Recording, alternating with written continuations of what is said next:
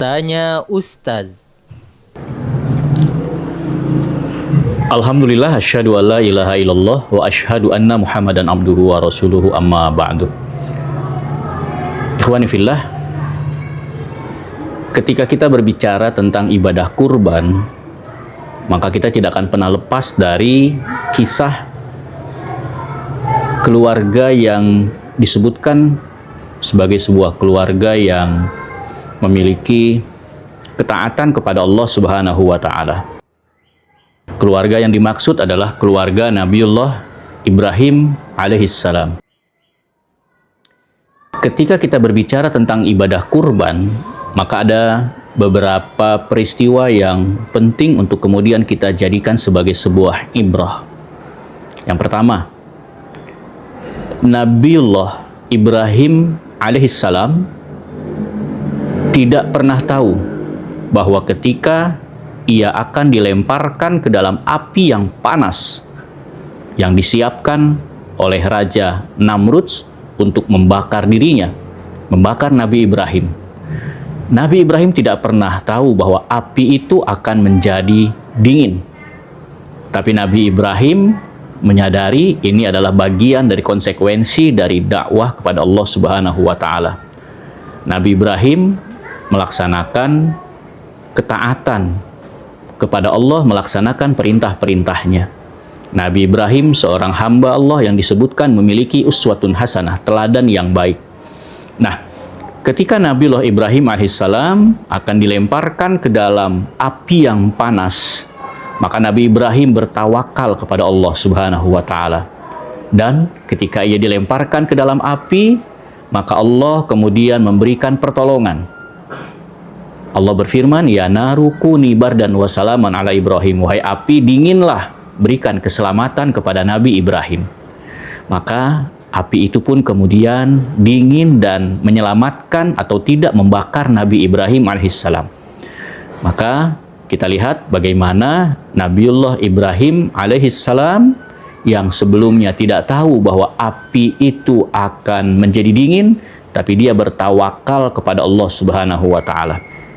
Kemudian yang kedua, ketika Siti Hajar ditempatkan oleh Allah di sebuah tempat yang tidak ada kehidupan, laisa fihi insun wala syai', tidak ada manusia, tidak ada apapun di tempat itu, di mana? Di lembah Bakkah.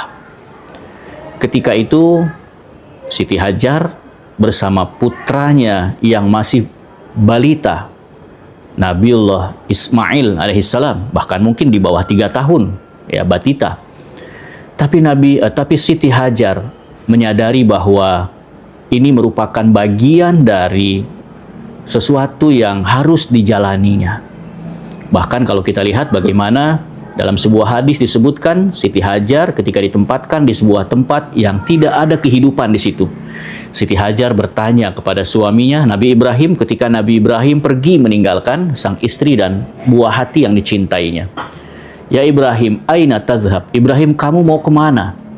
"Atatruku nabi wadin laisa fihi insun wala syai'." Engkau mau tinggalkan kami, kau tega tinggalkan kami di tempat yang tidak ada kehidupan. Maka kemudian Nabi Ibrahim terus melanjutkan perjalanannya sampai berulang-ulang Siti Hajar memanggil sang suami, "Ya Ibrahim, aina tazhab?" Ibrahim mau kemana? "Wa tatruku nabi wadin laisa fihi insun wala syai'." Kau tinggalkan kami di tempat yang tidak ada kehidupan, gak ada orang, gak ada apa-apa. Nabi Ibrahim terus berjalan, tidak menoleh ke belakang. Siti Hajar menyadari ada yang salah dalam pertanyaannya. Maka kemudian dia memanggil sang suami, lalu kemudian kembali bertanya. Pertanyaan yang terakhir, pertanyaannya berupa, "Ya Ibrahim, Allahu amaraka bihadza?" Wahai Ibrahim, apakah ini perintah Allah Subhanahu wa taala? Maka Nabi Ibrahim berhenti, kemudian menengok kepada sang istri lalu menjawab, "Iya." Ya. "Bala, na'am." Iya. Ini adalah perintah dari Allah Subhanahu wa taala. Hanya itu jawabannya. Lalu Nabi Ibrahim kembali melanjutkan perjalanannya. Lalu kemudian Siti Hajar mengucapkan sebuah kalimat yang tercatat dalam hadis yang diriwayatkan oleh Imam Bukhari. Dan kemudian disebutkan di situ, kalau ini perintah Allah, maka Allah tidak akan pernah menyia-nyiakan aku. Ini yang kedua. Yang ketiga, ikhwani fillah, bagaimana ketika Nabi Ismail saat ia siap untuk menyerahkan jiwa dan raganya kepada Allah Subhanahu wa taala. Ketika sang ayah telah meletakkan, menyimpan pisau yang tajam untuk kemudian menyembelih putra yang disayanginya, yang dicintainya.